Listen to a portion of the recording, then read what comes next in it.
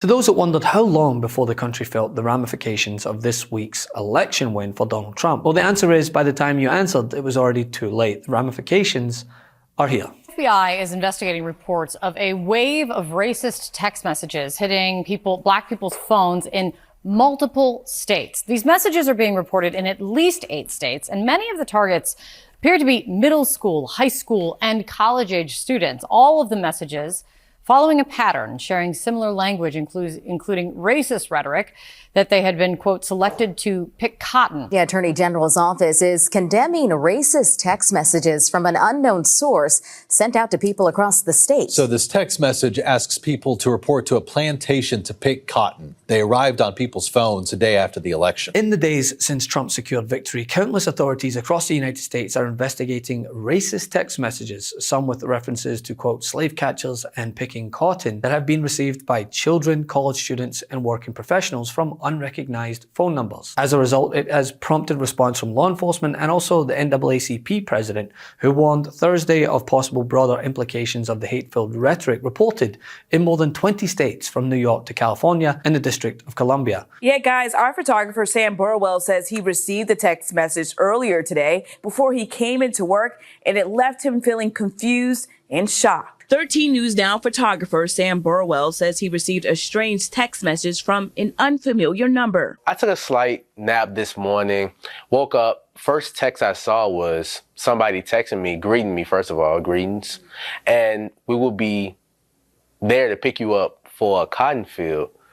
So it was kind of confusing. The text message read, "Greetings, Samuel. You have been selected to pick cotton at the nearest plantation. Be ready at 12 p.m. sharp with your belongings. Our executive slaves will come get you in a brown van. Be prepared to be searched down once you've entered the plantation. You are in Plantation Group W." I had a cousin up in Richmond that received the same text message. On Wednesday, people shared the same message with different group assignments from various phone numbers across social media. Attorney generals across the country were swift to condemn the messages. Now, while it's not clear who sent the messages and there is no complete list of whom they were delivered to, at least some appear to have been sent through text now in what the company believes, quote, is a widespread coordinated attack, and the texts appear to be targeting black and brown individuals, including students. Some of them as young as middle school students. Parents in Minnesota actually received the following message as a result. "Dear families, our country is facing a period of significant division, and the most recent election has stirred a range of emotions. Although Hopkins Public Schools is nonpartisan, we recognize that the outcome of the election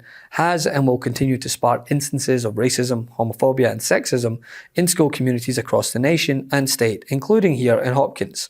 We have learned that black students at one of our middle schools received racist text messages referencing slavery and plantations coming from an unidentified source. Police, we have confirmed that similar incidents have been reported in K-12 and college settings across at least 7 other states, including Minnesota. Additionally, we are aware of reports in other districts involving misogynistic, e.g. your body, my choice, transphobic and homophobic memes and text messages received by students." The FBI is investigating a string of racist messages sent to black Americans across the U.S. This is one of the disturbing texts, and I'm sorry we have to put this up on screens.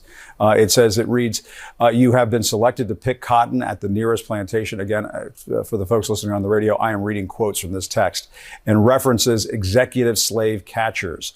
Children and college students got messages like this. One mother in Houston said her daughter, who was in high school, received one as well. Let's listen to this.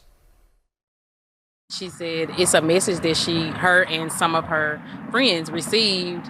And so I'm like, which friends? And so she said, all of my black friends. To have somebody threaten their lives or threaten their livelihood or threaten their family's livelihood, it becomes uncomfortable. This should not be sent to any student, black, brown, blue, purple, yellow, whatever. A Canadian phone services company tells CNN that some of the racist messages were sent by accounts on their messaging app. The company says it has disabled those accounts. And to be clear, CNN does not have a clear answer of who sent these. That is still under investigation. But Talia Jones joins us now. She received this text we showed earlier. Talia, I mean, as we were just explaining a few moments ago, people in states across the eastern half of the United States, it appears, received these text messages. You got one as well.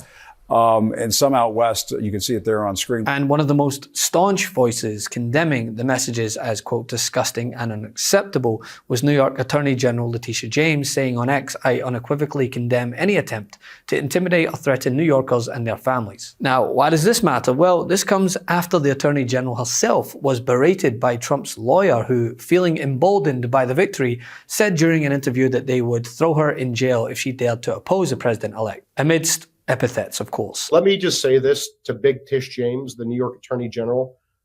I dare you. I dare you to try to continue your lawfare against President Trump in his second term, because listen here, sweetheart, we're not messing around this time, and we will put your fat ass in prison for conspiracy against rights. And I promise you that. So think long and hard before you want to violate President Trump's constitutional rights or any other American's constitutional rights. It's not going to happen again. We've been warning people on the show, Mike. This isn't the same Trump administration. Stop messing around. Don't rig elections. Don't illegally vote.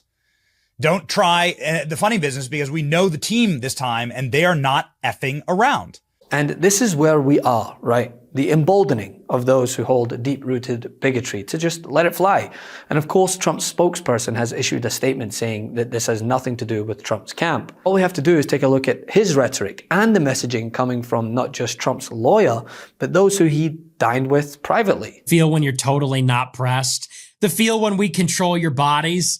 Hey, bitch, we control your bodies. Guess what? Guys win again, okay? Men win again. And yes, we control your bodies. Hi, I'm your Republican congressman. Hi, I'm your Republican congressman.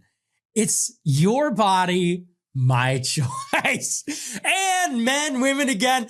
Men win again. There will never, ever be a female president. Never. There will never be a female president, ever. It's over. Glass ceiling. Dude, it's a ceiling made of fucking bricks. You will never break it.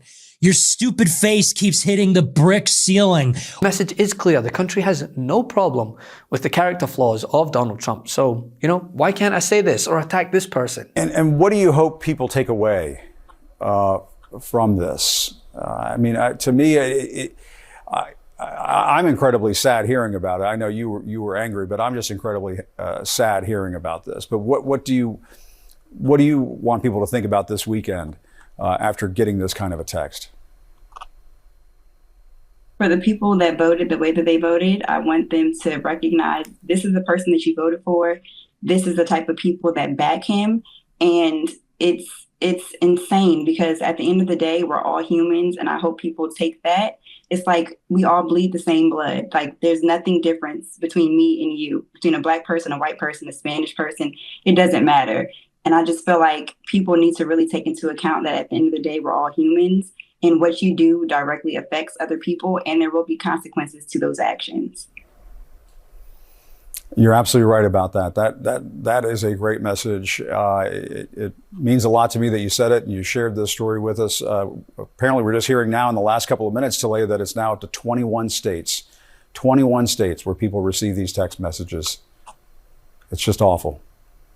And it's crazy, because you would think that, I would think that immediately people would find out where it's coming from and shut it down. So the fact that it's still happening today, which is Friday, 48 hours later, is just crazy. Yeah. Well, it says everything about the person who sent this text, not the people who received it. Talia Jones, thank you very much for talking to us. We appreciate it. Thank you. It is already a free-for-all, which, for those lulling in a state of disarray post-Tuesday, I understand it, right? It's tiresome. I get it. But this should act as a reminder that, we can't sit idly by and allow this to go unopposed, to be saying-washed or passed off as anecdotal tidbits from people on the fringes. This rhetoric has been normalized from the top down, and this is just the start. So if you're looking for motivation to get back involved, here it is. Acting Attorney General, before I get chased out of town with my Trump pardon, I will rain hell on Washington, D.C. We've talked about this, Ben. I have 5 lists ready to go, and they're growing. List number 1, we're going to fire. We're going to fire a lot of people in the executive branch, the deep state. Number 2, we're going to indict. We're going to indict Joe Biden and Hunter Biden and James Biden.